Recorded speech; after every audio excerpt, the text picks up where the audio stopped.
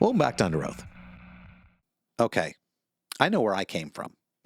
I think I know where you came from too. I know where. What's that line? As Popeye said, "I am's what I am's." I am's what I am. But how did I get I am's what I am's? What do you mean? Well, I mean my likes and dislikes. I mean, think of the shows we called out. People were going nuts, probably listening to the show. Why not this show? And saying, "What about this one? This show was great. This one." Why does it always go to the nerd level? Why does it always go to fantasy? And I think for me, it was pretty simple.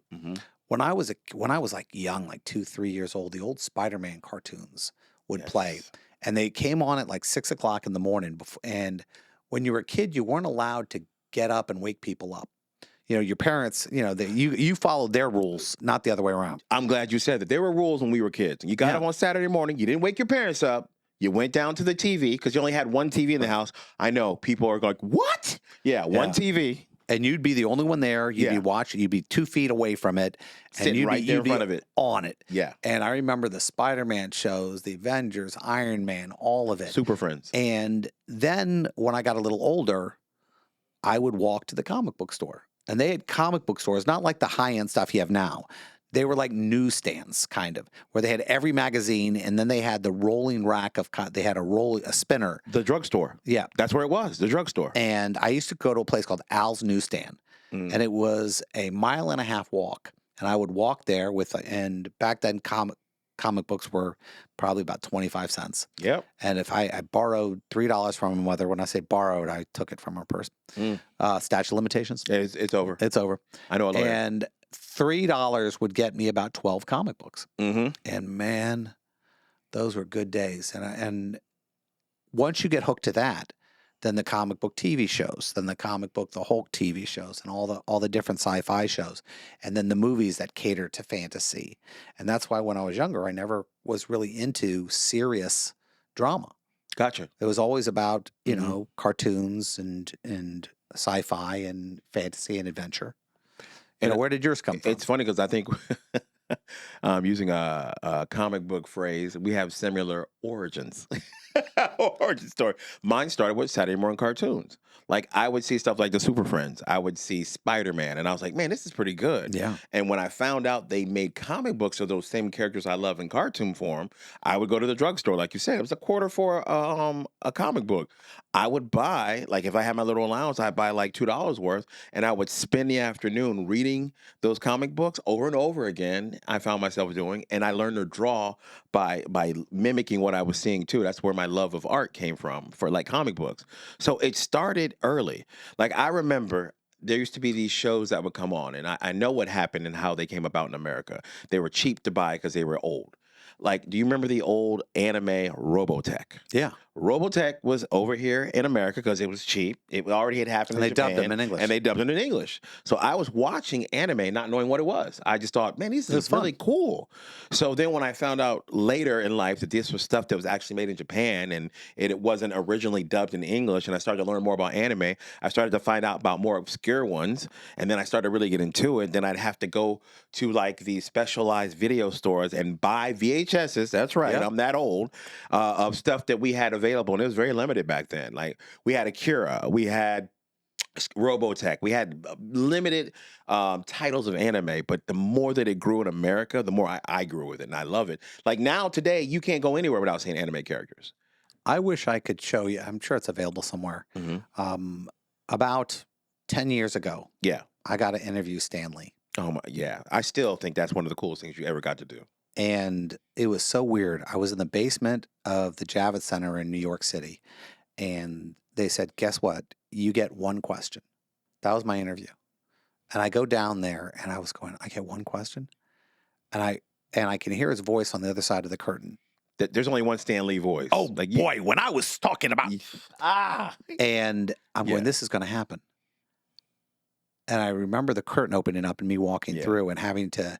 And Stan is standing there, and he's obviously done a bunch of interviews, and I shake his hand. I said, "Hey, Stan, I'm Jeff Kaufman. I'm doing a thing called How to Fail in Comic Books." How to fail in comic books? I was like, "Well, it's about what to do and what not to do. So what do you want from me, kid?"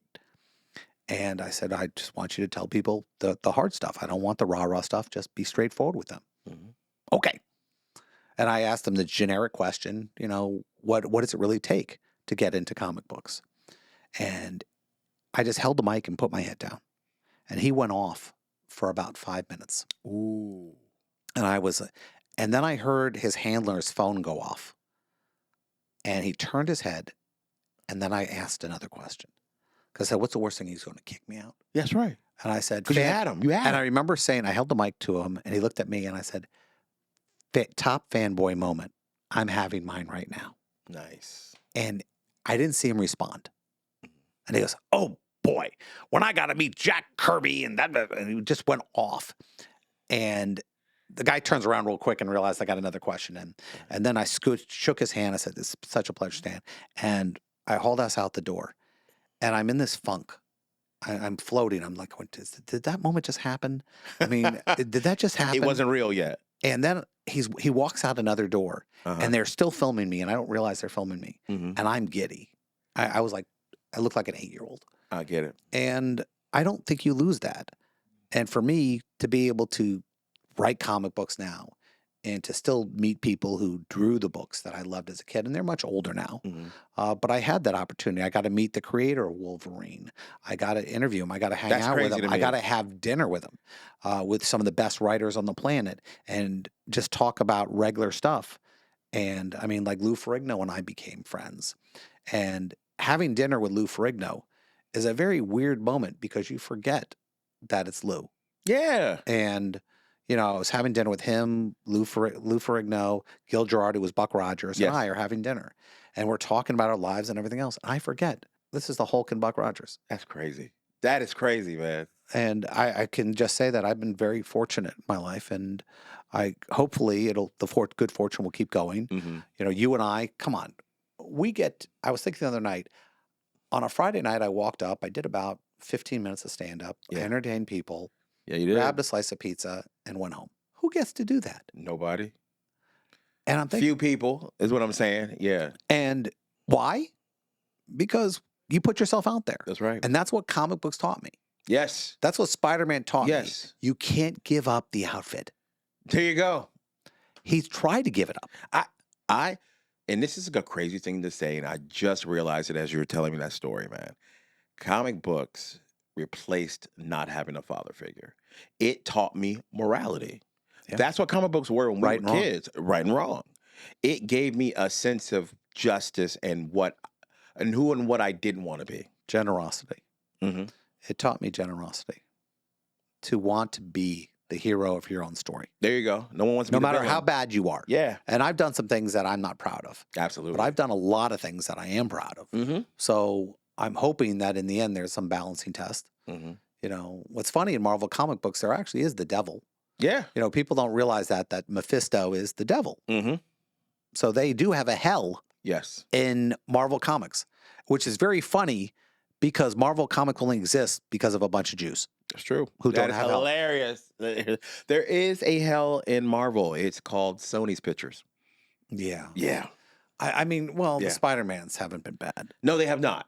The woman who, Kathleen Kennedy, said, well, we're unlike Marvel. We don't have all the books and comic books to draw from. I'm going, you mean the thousands of issues of books and comic books that were written? Yeah. When somebody says something like that, it just lets me know how much they don't know about the characters they're in charge of. Which is scary. Yeah. Could you imagine you're the gatekeeper of Star Wars? Yeah. And you don't know the thousands of pages of comic books that were written? No. I didn't bother to do that. No. When somebody ever does something, go, oh, I didn't read the comics because I didn't want to be influenced by somebody else's creation. You're doing a character based on somebody's creation. Yeah. What did you think you were doing? Yeah. I mean, you're remaking somebody's. Well, I have my own version of it. Oh. The version that people don't love? Don't want? Yeah. That version? You know, you didn't create a brand new hero. No, you didn't. You took a hero that existed in our hearts and artificially screwed with it. Yeah, you did. Now, you play with our emotions. Now, our people, can be difficult when it comes to screwing with characters. Geek stand up. For example, when Tobey Maguire became Spider-Man and he didn't have web shooters, he shot him naturally out of his wrists. And there's a group of people that lost their minds about that change. I remember that. It wasn't that big a change. No. And in the end. But you know how we are. Well, how I did know this is going, wait a second. A high school kid came up with a way to create a material that was basically a polymer that never existed in the world and figured out a delivery system for that. And he can't pay his rent. Yeah. He could have sold the patent to the web shooter. That's right. Yeah, he could have been a billionaire. Yeah. Yeah. And Peter Parker was a genius, but why didn't he ever figure out a way to, he was an inventor. His costume, everything he did. He did it himself. You know, he figured out, well, you know, I'm fighting this guy, the lava guy. Let me figure out to spray this stuff on my costume that I could survive lava. How about you send that over to the patent office, Yeah, Peter? why don't you do that? Let's work that one out. And your aunt will never have a problem with the rent. Listen, this is what geeks do. That's what we do, we man. sit around and we find holes and stuff because we're like, wait a minute, this doesn't make sense.